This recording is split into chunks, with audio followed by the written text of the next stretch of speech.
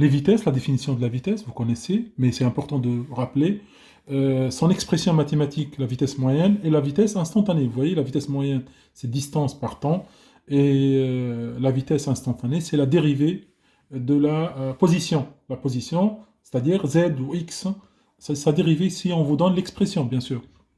L'accélération n'est autre que la vitesse de la vitesse, si on peut expliquer de cette façon simple, c'est la vitesse de la vitesse, c'est-à-dire c'est la dérivée seconde de la position. C'est la dérivée seconde de la position. Donc c'est la vitesse de la vitesse. C'est pour cela l'unité, attention, l'unité, c'est en mètres secondes moins 2. OK? L'unité, c'est mètres secondes moins 2. Là, vous voyez, c'est important. OK? L'expression de l'accélération moyenne, c'est vitesse finale moins vitesse initiale. Sur instant final moins instant initial, ça donne la valeur de l'accélération moyenne. Par contre, l'accélération instantanée, c'est la dérivée de la vitesse par rapport au temps. OK? La dérivée de la vitesse par rapport au temps. Donc, essayez de noter ces notions de base pour le reste du chapitre. Vous vous rappelez qu'on a noté le titre de notre chapitre Mouvement et force. Là, on peut dire qu'on a fini avec la notion de mouvement qu'on va utiliser toujours. Grand 1, mouvement. OK, vous notez les définitions.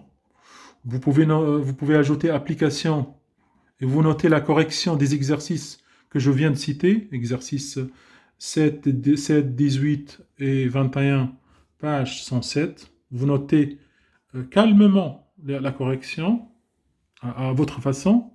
C'est largement suffisant pour le premier paragraphe, mouvement. Donc, notion de trajectoire, notion de rectiligne, uniformement accéléré, uniformement décéléré, tout ça, il faut les maîtriser, on va l'utiliser par la suite, et surtout l'année prochaine, c'est supposé connu, et vous gagnez beaucoup de points là-dessus. Okay. Maintenant, le grand 2, c'est la force. La force, ok. À partir de la force, on va pouvoir parler de l'énergie. Juste après la force, on va parler de l'énergie et du travail. Donc on va commencer par la force d'abord. Par la suite, on va pouvoir, soit on va introduire le travail et l'énergie dans le paragraphe force, ou on va faire le grand 3, travail et énergie. C'est très important, c'est largement suffisant. Donc à tout de suite pour le paragraphe force.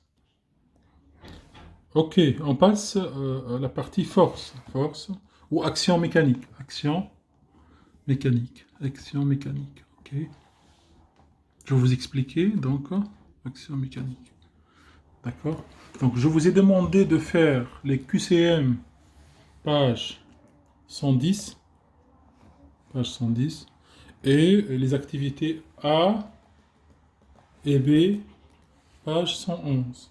Pour bien débuter ce chapitre important. Ok. Cette partie, ce paragraphe qui est important, à mon avis, pour le reste du programme et surtout pour l'année prochaine. Donc, force, action mécanique. D'accord. Donc, au départ, ils ont commencé à parler d'une action mécanique. Donc, faire bouger un objet, c'est une action mécanique. Faire tourner le mouvement, faire de tourner, c'est-à-dire le mouvement ou modifier le mouvement d'un objet, c'est une action mécanique. Faire tourner aussi.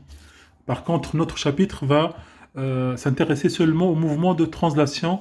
On ne va pas cette année parler de rotation, comme la rotation de la porte ou rotation d'un objet. On va s'intéresser au mouvement simple qui est le mouvement de trajectoire. Donc, commençons notre paragraphe pour ne pas tarder.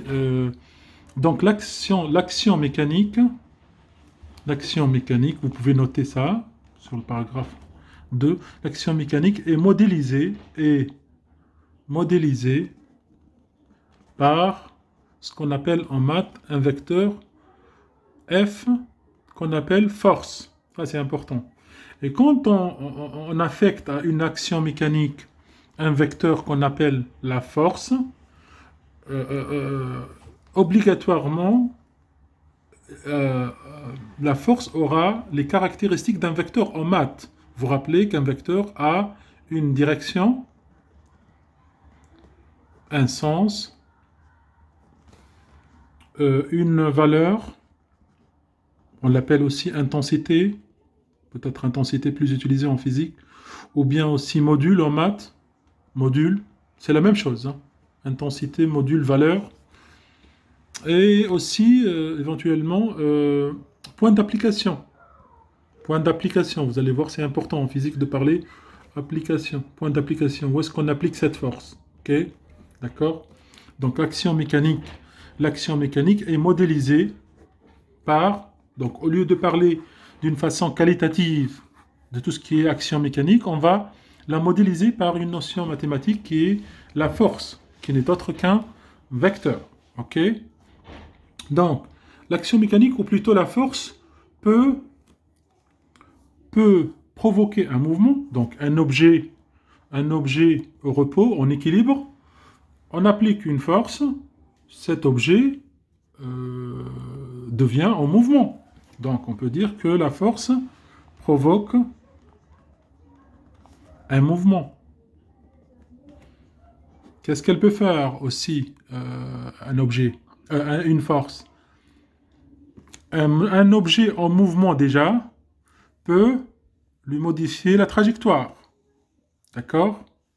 Peut modifier la trajectoire. Donc, modification, ça c'est important, de la trajectoire, c'est-à-dire de la direction, du sens aussi, de la modification de la trajectoire. Troisième point peut être à l'origine d'une force. On peut déformer un objet aussi avec une force. Un objet, hein, compresser, décompresser, modifier la forme. Donc, on va dire déformer, déformation. Déformer un solide ou un objet. Un objet. Donc, 3 points à ne pas oublier. Une force F ou une action mécanique peut provoquer un mouvement si l'objet est au repos, peut modifier sa trajectoire s'il est déjà en mouvement, peut déformer un objet. C'est clair.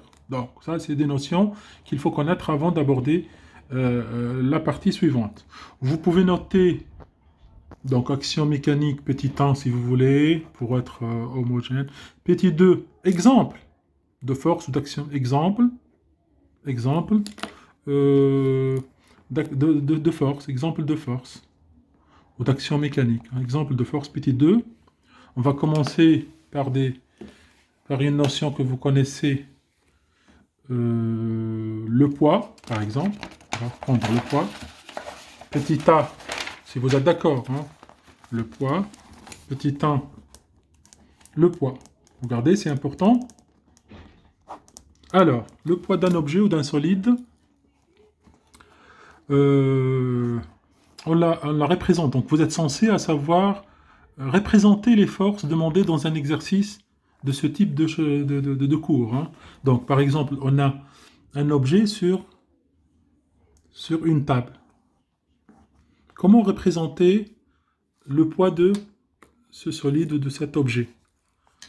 Donc, le poids P est caractérisé par la flèche qui est dirigée vers le bas, d'accord? Et verticale aussi. Donc, le sens vers le bas, second 2, direction verticale, et point d'application, donc le poids P que vous connaissez, direction, on a dit verticale, sens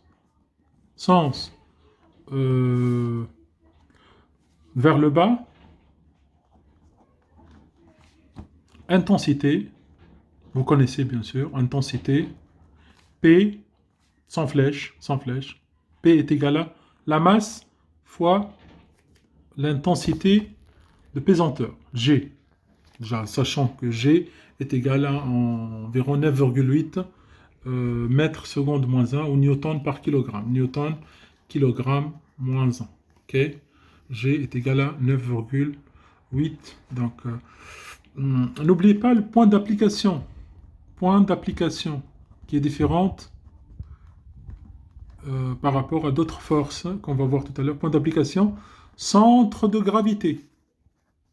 Gravité du solide. Donc, voilà, centre de gravité de solide. Souvent, on la note G, centre de gravité en maths. Donc là, c'est le Le poids P, comment le représenter? C'est important pour faire l'étude analytique ou vectorielle en physique, hein, d'accord, pour faire des exercices, ok? Sachant, sachant, j'ai pris l'exemple le plus simple, le plus simple à étudier, c'est avec une table horizontale, hein, pas inclinée. On va voir le cas d'inclinaison, ok? Donc, ce solide est soumis aux forces d'attraction terrestre définies par le poids. Deuxième force qu'on peut citer tout de suite pour le même exemple, deuxième, réaction, n'oubliez pas ça, réaction de la table, notez grand R, avec flèche bien sûr, toujours ce sont des vecteurs, ce sont des forces. D'accord. Comment représenter maintenant cette réaction? Attention, la réaction, le point d'application, c'est le point de contact entre le solide et la table et dirigé vers le haut.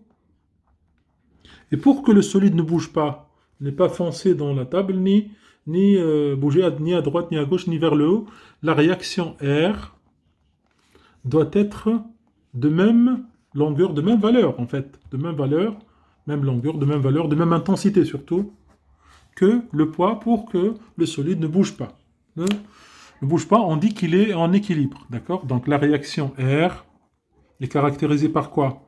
Par sa direction verticale aussi, vers le haut, intensité, à votre avis, alors, intensité de R, doit être égale à l'intensité du poids, mais de sens inverse, c'est pour cela il est haut, vers le haut, ok. Par contre, le point d'application, c'est le point de contact,